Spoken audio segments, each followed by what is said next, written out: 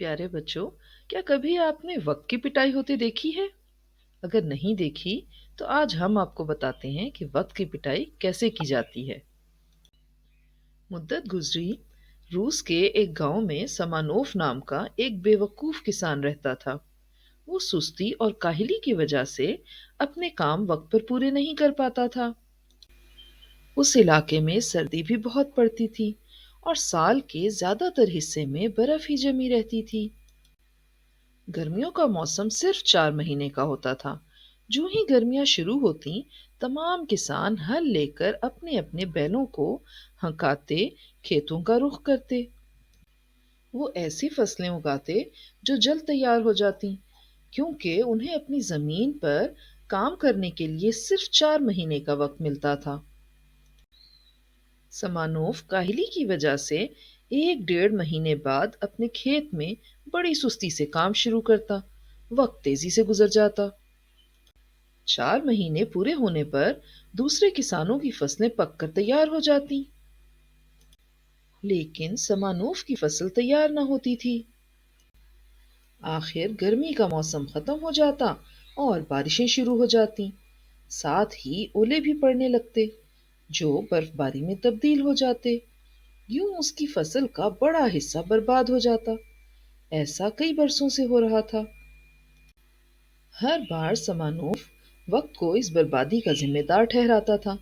उसका ख्याल था कि वक्त बहुत तेजी से गुजर जाता था।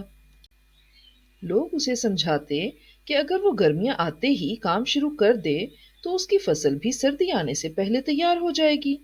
लेकिन उसकी समझ में ये बात नहीं आती थी। वो हमेशा वक्त को बुरा भला कहता और उसे काबू में करने के मंसूबे बनाता रहता था। उसका ख्याल था कि अगर वो वक्त को पकड़कर काबू में कर ले, तो मसला हल हो जाएगा। वो लोगों से कहता, बस एक बार वक्त मुझे मिल जाए, तो मैं उससे अपने अगले पिछले तमाम हिसाब बेबाक कर लूंगा। लोग उसकी बातों पर हंसते और उसे समझाते, लेकिन उसके कान पर जूं भी ना रेंगती थी।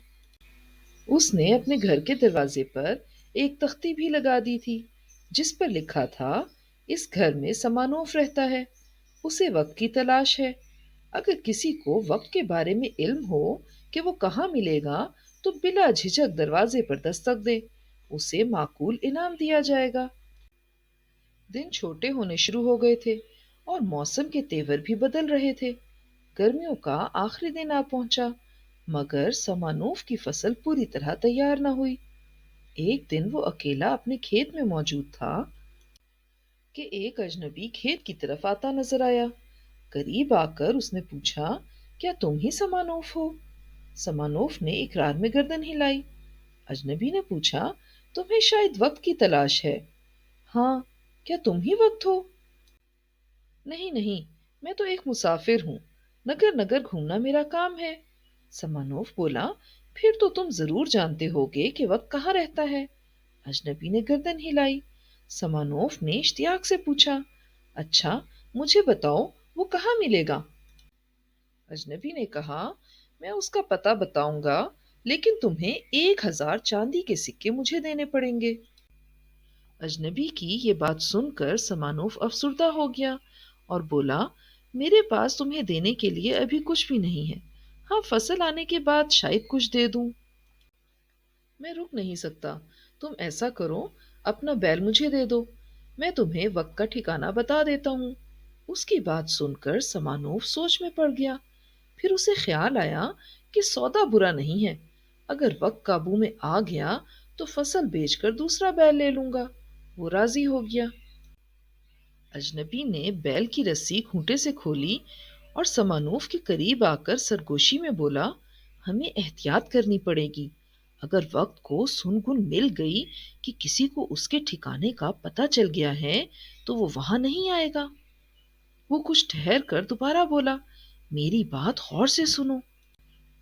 तुमने आंद्रे कुम्हार का बेटा देखा है? समानोफ ने इकरार में गर्दन हिलाई। अजनबी ने कहा, आजकल वक्त वहीं एक कोठरी में रहता है। रात को वो गधे के रूप में होता है।